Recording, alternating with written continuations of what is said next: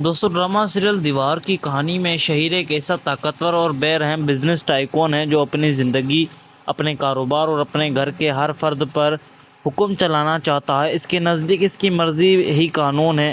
احمر کی ورود اور سماجی حیثیت: احمر ایک مڈل کلاس باضمیر تعلیم یافتہ اور خوددار نوجوان ہے۔ اس کی اور عافیہ کی محبت کی شادی شہیر کی نظر میں ایک ایسا جرم تھی جس نے اس کے غرور کو ٹھیس پہنچائی تھی۔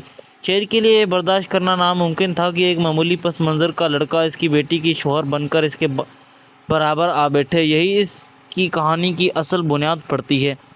ایک طرف باپ کا غرور ہے تو دوسری طرف ایک بے گناہ جوڑے کی سچی محبت ہے۔ شہیر صرف زبانی طور پر ناراض نہیں ہوتا بلکہ وہ اپنے کارپوریٹ سیٹ کو ایک ہتھیار کی طور پر استعمال کرتا ہے۔ دفتر کو میدان جنگ بنانا شہیر احمر کو اپنے ہی ادارے میں ایک ملازم کے طور پر رکھواتا ہے تاکہ وہ روزانہ اپنے ان کے سامنے احمر کی توقیری دیکھ سکے۔ اس گھناؤنے کھیل میں شہیر کا مینیجر اور اس کی قریبی کارندہ فہد اس کے دست راست بنتے ہیں۔ روزمرہ کی ذلتیں: دفتر میں ایک سوچی سمجھی سازش کے تحت احمر کے اہم پروجیکٹس غائب کیے جاتے ہیں۔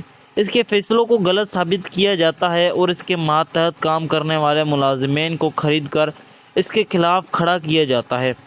مقصد صرف ایک ہے: احمر کو ذہنی طور پر اتنا توڑ دیا جائے کہ وہ خود ہی استعفیٰ دے کر یا تو پاگل ہو جائے یا عافیہ کو خود چھوڑنے پر مجبور ہو جائے۔ احمر کا خاموش صبر و برداشت: احمر چاہتا تو سب کچھ چھوڑ کر جا سکتا تھا لیکن وہ عافیہ سے بے پناہ محبت کرتا ہے۔ وہ جانتا ہے کہ اگر وہ اپنے سسر کے خلاف بولا تو عافیہ دو حصوں میں بٹ جائے گی۔ وہ تمام غلاظت، طعنے اور ذلتیں خاموشی سے پیتا رہتا ہے، یہ سوچ کر کہ شاید اس کی شرافت اور محنت دیکھ کر شہیر کا دل پگھل جائے۔ احمر کی یہی خاموشی اس کی کمزوری نہیں بلکہ اس کا سب سے بڑا ضعف بن جاتی ہے۔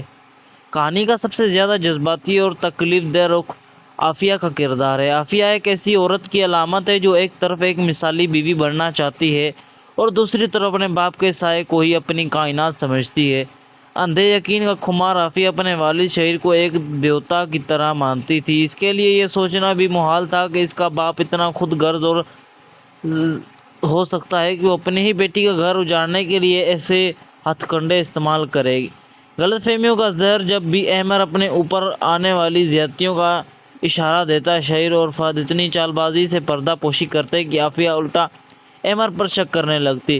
اسے لگتا کہ احمر شاید احساس کمتری کا شکار ہے یا کام کرنے کے قابل نہیں ہے۔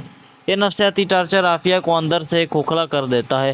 وہ خوفناک لمحہ جب سچ سامنے آتا ہے، جب دفتری ملازم کے ذریعے وہ آڈیو ریکارڈنگ عافیہ کے ہاتھ لگتی ہے، تو یہ صرف ایک ثبوت نہیں بلکہ اس کی پوری دنیا کا دھڑام سے گر جانا تھا۔ اپنی باپ کی آواز میں احمر کو برباد کرنے کے منصوبے سن کر عافیہ کا دماغ سن ہو جاتا ہے۔